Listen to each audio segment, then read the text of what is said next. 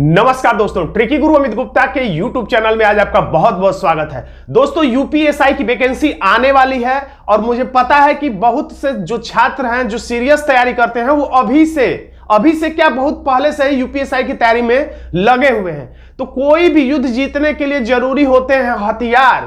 तो इस यूपीएसआई की परीक्षा में सफलता प्राप्त करने के लिए, इस युद्ध को जीतने के लिए आपके हथियार होते हैं आपकी किताबें। तो अगर आपके पास सही किताबों का कलेक्शन है तो निश्चित रूप से आपको सफल होने से कोई भी नहीं रोक सकता है। तो यूपीएसआई की परीक्षा में सामान्य हिंदी की जो पुस्तक होती है वो अहम भूमिका निभाती है। हिंदी में जिसकी पकड़ होती है वही छात्र यूपीएसआई आसानी से बन पाता है। बिना हिंदी पर पकड़ बनाए आप यूपीएसआई में सफल नहीं हो पाते। तो कौन सी वो बुक है जिसके बिना आप सफल नहीं हो सकते, यानी हर सीरियस विद्यार्थी के पास ये बुक होनी चाहिए या निश्चित रूप से होती ही है। तो वो कौन सी बुक है जिसे आपको लेना जरूरी है हिंदी, सामान्य हिंदी की तैयारी के लिए? निश्चित रूप से आपको लेना है। और ये मेरा कोई पेड प्रमोशन वीडियो नहीं है, ये मेरे खुद के मस्तिष्क के हिसाब से, मेरे मन के हिसाब से बुक बेस्ट है, इसलिए मैं आपको सजेशन दे रहा हूं, अन्यथा ऐसी कोई भी बात नहीं है। तो वो बुक कौन सी है जो आपके पास निश्चित रूप से मार्केट से या ऑनलाइन खरीद के आपको रख लेनी चाहिए, जो आपको महत्वपूर्ण भूमिका अदा करेगा आपको दरोगा बनने में? और इस किताब का अध्ययन कैसे करें कि आपको सफलता मिले, ये भी मैं इस वीडियो में बताऊंगा कि किस तरीके से आप इस किताब का ज्यादा से ज्यादा लाभ ले पाएंगे। तो वो किताब है घटना चक्र की, समसामयिकी घटना चक्र की यूपीएसआई की किताब है, जो कि एकदम लेटेस्ट है क्योंकि ये 2023 है, 2023 का एडिशन है। क्योंकि इसमें 2021 वाला जो लेटेस्ट प्रश्न है वो डाल दिया गया। जो ऑनलाइन परीक्षा हुई थी 2021 में, वो परीक्षा वाले सारे प्रश्न पत्र इसमें डाल दिए गए हैं। इसकी खूबी क्या है, बेस्ट क्यों मैं कह रहा हूं? बेस्ट कहने के कुछ कारण हैं। पहला तो अब लेटेस्ट एडिशन इसमें है और इसका पहला लेटेस्ट एडिशन हो गया। इसका दूसरा विशेषता क्या है, तो इसमें चैप्टर वाइज, टॉपिक वाइज, अध्यायवार, यानी कि चैप्टर वाइज जो है इसमें दिया है। यानी कि काल अलग है, संज्ञा अलग है, विशेषण अलग है, सर्वनाम अलग है, वाच्य अलग है, यानी सब कुछ स्टेप बाय स्टेप। ये नहीं कि समगर्दा सब एक में मिला कर दे, सब कुछ अलग अलग है। इससे आपको क्या लाभ मिलेगा?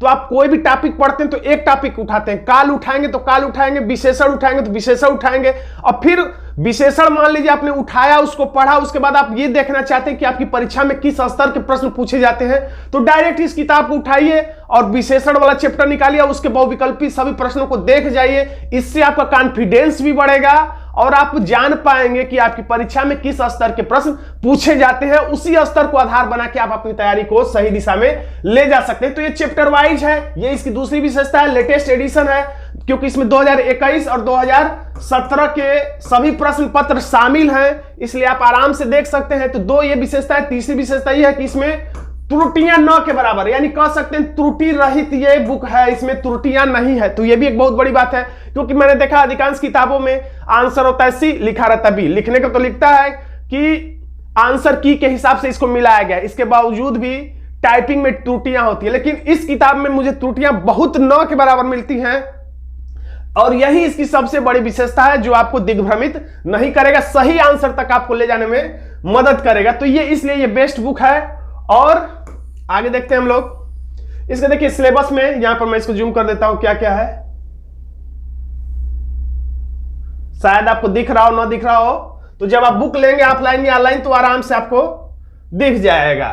तो देखिए हिंदी और अन्य भारतीय भाषाएं, वर्णमाला, सुन लीजिए, नहीं दिख रहा है तो हिंदी साहित्य का इतिहास अलग है, पर्यायवाची, तद्भव, तत्सम, विदेशी शब्द, विलोम शब्द, अनेकार्थक वाक्यांश के लिए एक शब्द, अशुद्ध वाक्यों को शुद्ध करना, वर्तनी, लिंग, वचन, कारक, संज्ञा, सर्वनाम, विशेषण, विशेष क्रिया, क्रिया विशेषण, काल, वाच्य।